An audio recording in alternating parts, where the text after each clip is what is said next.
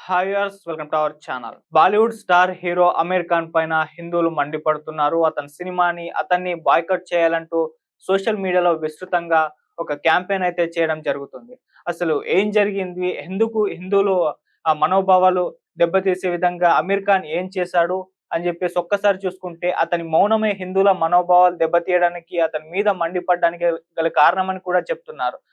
ఇప్పుడు దాని ఎఫెక్ట్ అతని latest cinema 'Sitaare Zameen per' పైన కూడా పడిందని కూడా చెప్తున్నారు.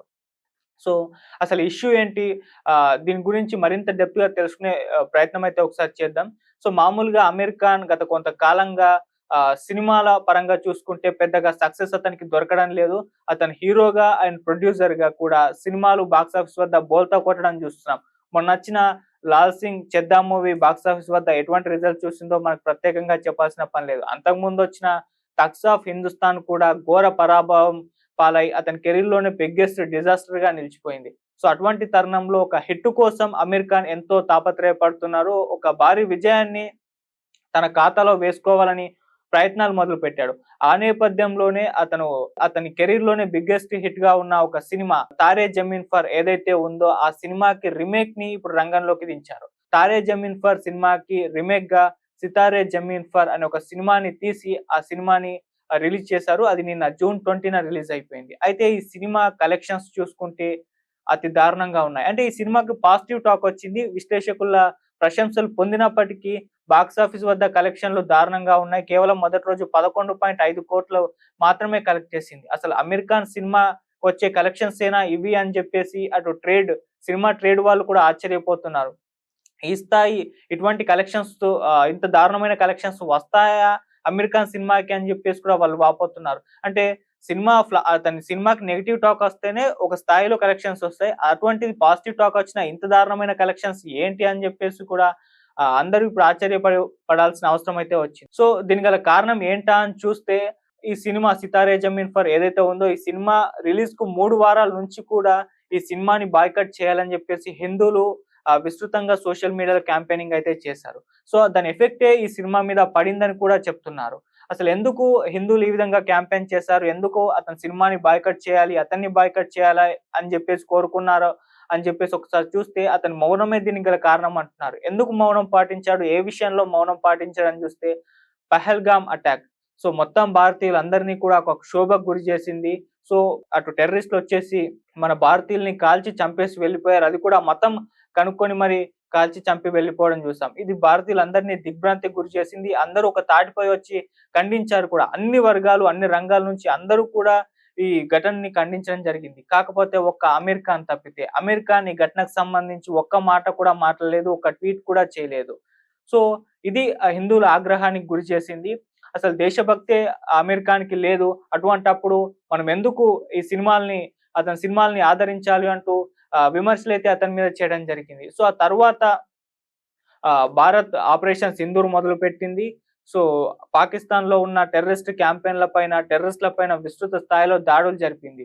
సో, ఆ తరువాత అమీర్ ఖాన్ ప్రొడక్షన్ నుంచి ఒక ట్వీట్ రావడం చూసాం. అంటే ఎవరైతే ఆపరేషన్ సింధూర్‌లో పార్టిసిపేట్ చేశారో వాళ్ళ సైనికుల ధైర్య సాహసాల్ని మెచ్చుకుంటూ, అలాగే సంఘీభావం ప్రకటిస్తూ ఒక ట్వీట్ చేశారు. అది కూడా అమీర్ ఖాన్ ప్రొడక్షన్ నుంచి వచ్చింది. కాకపోతే ఆ ట్వీట్ అప్పటికే లేట్ అయిపోయింది. డ్యామేజ్‌ని కంట్రోల్ చేయలేకపోయిందని కూడా చెప్తున్నారు.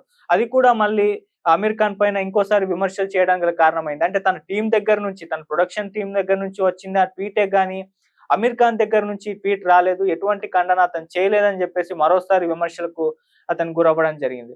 సో, దీని ఎఫెక్ట్ అంతా కూడా తన 'సితారే జమీన్ పై పడిందని కూడా చెప్తున్నారు. అంతేకాకుండా అమీర్ ఖాన్ గతంలో చేసిన పనులను కూడా మరొకసారి తెరపైకి తీసుకొచ్చి మరీ విమర్శించడం జరిగింది. గతంలో అమీర్ ఖాన్ ఒక రష్యన్ అమ్మాయికి మద్దతు తెలిపాడు. అది జాతి వ్యతిరేకతకు అతను మద్దతు తెలుపుతున్నాడు అని చెప్పేసి కూడా అప్పుడు కూడా హిందువులు విమర్శించారు. ఈ రకంగా ఇతనికి దేశభక్తి అనేది లేదు. ఇతను హిందూ వ్యతిరేకి అంటూ ఒక ఆహ్, నరేషన్‌ని బయటకు తీసుకురావడం, ఆ సందర్భాలన్నిటిని కూడా పెట్టడం వీటన్నిటిని కూడా చూసాం. ఈ నేపథ్యంలోనే హిందువులందరూ కూడా 'సితారే జమీన్ పర్' బాయ్‌కట్‌ని చేయాలి ఈ సినిమాని అంటూ కూడా పిలుపునిచ్చారు.